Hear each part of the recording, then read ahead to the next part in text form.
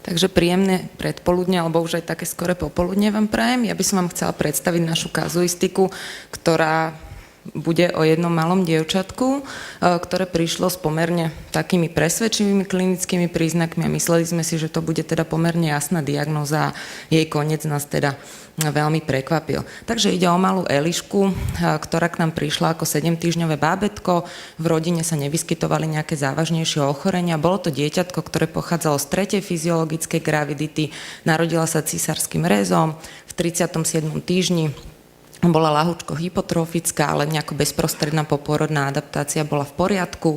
Vyšetrenia všetky, ktoré boli realizované v pôrodnici, boli úplne v poriadku. Dieťatko prospievalo, bolo doteraz plne dojčené. Očkovaná vzhľadom teda na vek nebola a keď sme sa pýtali maminky, či dieťatko bolo niekedy chore, tak povedala, že malo taký bežný soplik, ktorý prekonal v 3. týždni života. Antibiotika neužívalo dieťatko a teda by som zdôraznila, že bolo to dieťa, ktoré normálne prospievalo, pochádzalo z normálneho sociálneho prostredia. Čo sa týka epidemiologickej anamnézy v období, keď k nám prišla, tak bolo to teda obdobie zvýšeného výskytu respiračných infektov a otecko aj starší bráček mali teda nejaký bežný respiračný infekt, ktorý si liečili antibiotikami. Čo sa týka príčiny, prečo teda dieťatko prišlo na našu kliniku, odoslali ju teda k nám rávny pediatér z dôvodu teda 3 dní trvajúceho respiračného infektu a teda suspektnej incipientnej gastroinfekcie. Dieťatko vlhko kašľalo, z nosa sa mu odsávali také husté mukopurulentné žltozelené hlieny, bolo spavé, odmietalo perorálny príjem a opakovane vrácalo. Čo sa týka teda status presens pri prijatí, tak išlo teda o eutrofické dojča s hmotnosťou, vidíte, že úplne normálnou, bolo bez teploty, saturačne bola úplne vyhovujúca. Pri prijatí bola taká spavejšia, dráždivo kašľala, mala štíkutku. Čo bolo také trošku zaujímavé, tak tá koža bola takého blečieho koloritu, taká viacej mramrovaná celotelovo. No a auskultačne teda dominovali také bronchitické fenomény a celkom výrazná bronchoobštrukcia. Čo sa týka srdiečka, tak dieťatko malo pri prijatí tachykardiu, čo zase nie je celkom nezvyčajné, keďže to bolo malé dieťa, plákalo, takže tachykardia sa zatiaľ pripisovala tomu. No a čo sa týka šelestu, tak ten šelest bol veľmi málo počuteľný, bol to taký jemný šelest, ktorý sa nikdy nepropagoval, tak počuteľný najmä nad prekordiom.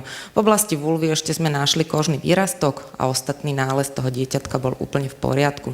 Ordinovali sme teda základné vyšetrenia cez krvný obraz, biochemiu, astrup, moč a výtery, plus teda následovali v tom slede vyšetrení sme plánovali ešte rentgen hrudníka, sonobrúška a sono na reflux, vzhľadom na ten výrastok gynekologické vyšetrenie a neskôr sme plánovali teda aj kardiologické vyšetrenie vzhľadom na ten jemný šelest, ktorý sa zachytil. Čo sa týka výsledkov, ako vidíte, tak v prvom obraze ten bol celý v poriadku, biochemicky mierna hyperbilirubinémia, ktorá ale nebola nejaká významná. Ostatné vyšetrenia boli teda úplne v poriadku, nebolo tam teda nič nezvyčajné. Moč bol tiež úplne v poriadku, tam bola akurát nevýznamná bakteriúria. Čo nám ale vyšlo mikrobiologicky, tak z nosa je tu masívne vyšiel stafilokok, tiež nejaký nezvyčajný nález to nebol, ale teda hlásili nám ešte v ten deň po obede, dieťatko prišlo do obeda a ešte v ten deň po obede nám vlastne hlásili vo výtere z nosohltanu pozitívny respiračný synciciálny vírus. Stolice boli negatívne, čiže tam sa nejaký infekt v gastrointestinálnom trakte nepredpokladal. Čo sa týka vyšetrení, tak dieťatko sme hneď teda poslali na rentgen hrudníka, kde vidíte na tom popise, že to srdiečko nevyzerá úplne normálne, má taký guľovitejší tvár, veľkosťou teda je na hornej hranici normy a je tam teda bilaterálne vzhľadom teda na tú RSV bronchitidu akcentovanejšia plúcna kresba. Na sone brúška bol zdvojený dutý systém, reflux bol pozorovateľný 4 epizódy a čo sa týka gynekologického vyšetrenia, tam nebola nejaká závažná patológia. Čo sa týka teda priebehu hospitalizácie toho, ako sa dieťatko u nás malo, tak dieťatko bolo teda v úvode hospitalizácie bez teploty, občasne si pogrckávalo, tie stolice boli redšie, čiže nič takého výnimočného, dieťatko sa zakanilovalo, rehydratovalo, do liečby sme mu okrem teda tej symptomatickej klinickej liečby tej RSV bronchitídy vzhľadom na ten RSV vírus pridali aj antivirotikum perorálne, pretože si ho teda dokázalo tolerovať. Teplota bola dvakrát počas hospitalizácie, ale teda do tých 38 stupňov a dieťatko bolo plne dojčené a tolerovalo si do tých 600 ml materského mliečka denne bez nejakých výraznejších ťažkostí. Čo sa týka ale teda vitálnych funkcií, tak bola prítomná stále tachykardia, ktorá bola teda prítomná aj v kľude toho bábätka, aj keď dieťatko spalo. Takže to už nám bolo také trošku divné. Saturačne bolo dieťatko ale stále vyhovujúce, tie saturácie neklesli pod tých 94% vôbec. Na ten na tretí deň hospitalizácie, ale už vzhľadom na to, že pod tou liečbou inhalačnou ten bronchitický nález na plúcach odoznel, tak nás veľmi prekvapilo, keď sme počuli taký výrazný fúkavý šelest, ktorý sa propagoval do strán aj na chrbát a bol prítomný aj v horizontálnej aj vertikálnej polohe. Ja si pamätám toto dieťatko, keď som ho mala na večernej vizite, keď som ho počúvala, tak naozaj bol to šelest veľmi dobre počuteľný.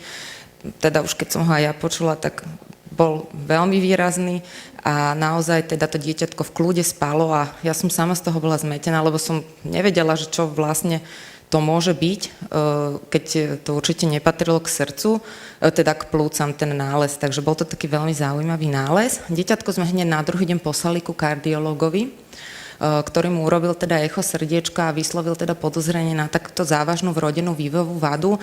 Začali sme takisto monitorovať aj tlak na horných aj dolných končatinách a zistili sme teda, že pulzácie na arterie femoralis sú skoro teda nehmatné. Takže bol tam teda rozkol medzi tým tlakom na horných aj dolných končatinách. No a samozrejme teda my sme hneď konzultovali vzhľadom teda na to, že už bolo vyslovené podozrenie na vrodenú vývojovú chybu, tak sme dieťatko teda preložili na vyššie odborné pracovisko k nám do Bratislavy do detského kardiocentra s hmotnosťou 4320 gramov s takýmito diagnózami. Čo sa týkalo teda ďalšieho pobytu tohto dieťatka v detskom kardiocentre, tak vidíte, že pri prijatí stále pretrváva tachykardia, dieťatko bolo tachydyspnoické a ten tlakový gradient medzi dolnými a hornými končatinami bol výrazný. Systolický šelest stále pretrvával a takisto aj naši kolegovia v kardiocentre na echu teda potvrdili koarktáciu aorty pod odstupom artérie subclavia, teda ešte aj plus foramen ovále a ešte tam bola aj porucha teda ďalšia. Čo sa týka teda ďalšieho postupu, naši kolegovia urobili teda tiež aj aortografiu, zistila sa teda koarktácia descendentnej aorty. Vidíte presne, ako to teda krásne popísali. Laboratórne bolo dieťatko v poriadku a RS vírus už vlastne nebol detekovateľný v tých výteroch. Indikované bolo operačné riešenie, ktoré vlastne oni tam urobili teda end-to-end anastomózu tej aorty, čiže pekne to všetko spravili. Nejaké veľké komplikácie dieťatko po operácii nemalo, akurát prehlienenie bolo prechodne teda nariadené umelej plúcnej ventilácie a bolo tlmené. Druhý pooperačný deň extubovali, stále bolo monitorované, dieťatko stále kašľalo. No a na tretí pooperačný deň sa ten stav trošku skomplikoval. Na rentgene plúc boli objavené distelektázy, preto teda oni podali príslušnú liečbu a podarilo sa im tento stav veľmi pekne zvládnuť. Vidíte, že dieťatko od druhého pooperačného dňa pekne toleruje materské mliečko, nemá nejaké závažnejšie ťažkosti, je teda na tej svojej kardiologickej liečbe, boli realizované pooperačné kontrolné vyšetrenia, vrátanie echa, ktoré bolo s uspokojivým nálezom, takisto rentgen hrudníka. Stav dieťatka sa teda postupne upravoval, naši teda kolegovia skonštatovali dobrý efekt operácie a teda takisto opakovane sa robili tieto kontrolné vyšetrenia, ktoré teda boli veľmi potešujúce a teda môžeme skonštatovať, že teda tomuto dieťatku naozaj veľmi pomohli. Čo sa týka stavu po prepustení, teda dieťatko bolo ešte zhruba teda 2 týždne po operácii prepustené do domácej starostlivosti s takýmito výsledkami a teda bolo dobre prepustené, v dobrom klinickom stave prepustené domov. Ja som volala s takýmito diagnózami. Vidíte, že nakoniec sa teda z RSV bronchitídy vyvinula hemodynamicky závažná koarktácia aorty locotypico, bikuspidálna aortálna chlopňa. ešte aj foramen ovale apertum, persistentný ductus a teda status post RS infekcií dýchacích ciest. No a úplne na záver by som chcela povedať, že ja som s maminkou minulý týždeň volala, dieťatko sa má aktuálne veľmi dobre, prospieva, má 5500 gramov, je stále plne dojčené a teda maminka je veľmi rozumná, veľmi spolupracuje, chodí pravidelne teda na vyšetrenia k pánovi doktorovi do kardiocentra, je stále teda na dvojkombinácii antihypertenziu, ale teda mi povedala, že ten stav je dobrý a že pán doktor je teda veľmi spokojný a že sa veľmi teší, že to takto dopadlo. No. Na záver by som ešte niečo rýchlo povedala o RSV infekciách, ale moja kolegyňa tu včera mala veľmi pekné také zhrnutie o RSV víruse, takže iba to tak rýchlo môžeme preletieť. RSV infekcie sú veľmi častou príčinou bronchiolitida, bronchopneumónie u detí do 2. roku života. Pôvodcom je teda respiračný syncytiálny vírus, ktorý má 2 podtypy a teda práve za tie klinicky významné ochorenie je zodpovedný podtyp A. Najvyšší výskyt je v ochorení v mesiacoch október až apríl, pričom teda vírus sa šíri, čo už všetci vieme, teda kvapôčkovou infekciou, ale vysoko infekčný, hlavne teda prvých 4 až 6 dní. Rizikovým faktorom sú hlavne teda vrodené vývojové chyby srdiečka a prematurita, predovšetkým pred tým 36. gestačným týždňom. Čo sa týka klinického obrazu, tak tie všetci vieme, akorát by som upriamila pozornosť na tých novorodencov, že u nich môže teda tá RSV bronchiolitida prebiehať veľmi fatálne, veľmi rýchlo. No a čo sa týka dôsledkov infekcií, tak to môžu byť práve opakované epizódy hvízdania, alebo teda môže to byť aj teda to zafixovanie plúcnej hypertenzie. No a teda úplne na záver, to by sme my všetci mali vedieť, že kedy hospitalizovať teda dieťatko, ktoré má teda nejakú bronchitidu alebo bronchiolitidu, v prípade, že je prítomná hypoxia, tachypnoe, dehydratácia, dýchová tieseň, nejaké abnormality teda v krvnom obraze, poprípade, ak je prítomná nejaká vrodená vývojová vada, alebo to dieťatko má do 3 mesiacov života.